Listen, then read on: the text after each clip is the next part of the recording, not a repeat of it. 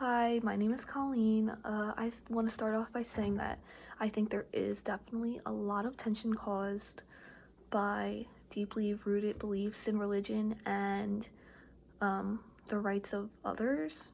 Many people think that there's just a system of beliefs from the religion and that the oppression is normal because it's just what their religion believes and it's part of their views, but I do not think anyone should face oppression even if it's because of their religious beliefs or whatever the views are that are upheld by the religion.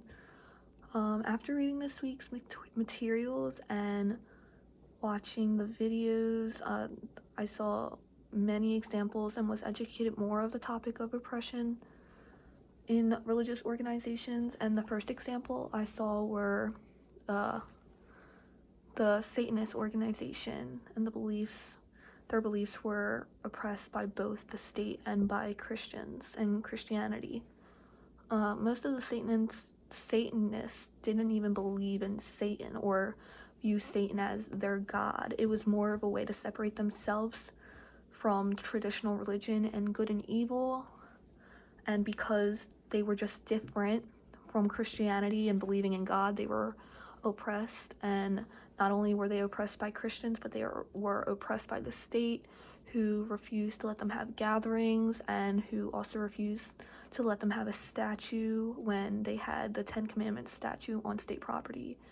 And I think a big problem that our country has is the separation of church and state, especially when it comes to Christianity or Catholicism. They're often treated like part of the government when they shouldn't be. And so because they had the statue, the Ten Commandments, the Satanist organization also wanted a statue to be treated equally, and they were just trying to make it known that there's unequal treatment among people who have different beliefs. So I think that was a big example of oppression because they were restricted from spreading their beliefs and sharing what they believe just because it was different. The second example was in old times. Hinduism and Judaism, I think, were very oppressive towards women. They were basically punished and outcasted for normal bodily functions. They weren't allowed to attend temple or church or sanctuary when they were on their menstrual cycle, which I found very shocking because that's something that women have absolutely no control over when it occurs, or even that it's occurring at all. Not only that, but women were often viewed as property of their husband, so they weren't allowed to talk to other men, show their skin, show their hair. They were to dress appropriately, plain clothing, no jewelry. And honestly, it's something that a lot of women still face today, that oppression, even outside of religion, but specifically within certain religions. And as time has moved on, and even today, women fight that oppression, even if it is a part of their religious belief, because we're in 2021 and women want to be treated equally, even through the perspective of their religion.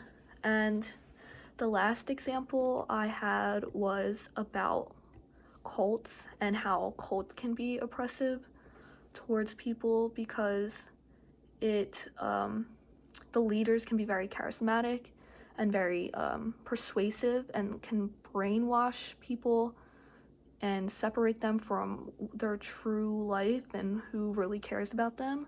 A good example of this is the Jonestown massacre, in which the leader led these people to believe they were gonna have very great lives and live basically in a perfect way, and that was a lie. They worked very hard in harsh conditions, were basically treated as prisoners, working for little money and little food, and he was so deceptive and he oppressed these people so much that he led them to believe in following him, and there were hundreds of deaths because of him, because he told them that there would be a great outcome in drinking the Kool-Aid, which ultimately just led to many people dying, and he was just lying to them. And they were oppressed because they were blinded. He controlled how they lived, how they spoke, what they believed in, and he made them obey him in a way that was harmful to themselves. I think that in order for us to fight this oppression, we have to choose the specific values that integrate love and kindness within the religious aspect and respect for others. And it's difficult when these religious views have been deep-rooted and are so ancient, but we have to choose what's positive in the religion. Thank you.